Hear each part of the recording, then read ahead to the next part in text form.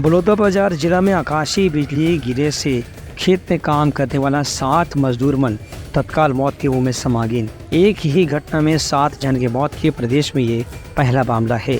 ऐसे बताया गया है कि बलौदाबाजार जिला के मोहतरा गांव में 6 जन के और रसड़ी गांव की निवासी एक व्यक्ति की एक ही जगह में मौत हो गई से गांव में तिहार होए के स्थिति खेत में काम करे के बाद जब ये मजदूर मन वापस लौटत रही हैं तब ये नवा तालाब के तीर में बने महुआ पेड़ के नीचे में खड़े होकर के आपस में बातचीत करत रही हैं। अचानक बूंदाबांदी शुरू हो गए और तेज गर्जना के साथ में बारिश भी शुरू हो गई से एक तुरते बाद आकाशीय बिजली गिरे से पेड़ के नीचे खड़े 7 जनों की चपेट में आ गिन और मन की वही मौत हो गई। स्थानीय प्रशासन डहार ले मृतक के परिवार वाला मनला मुआवजा दे के घोषणा करेगी है एवं मुख्यमंत्री विष्णुदेव साय ही घटना में अपन शोक जताइन है।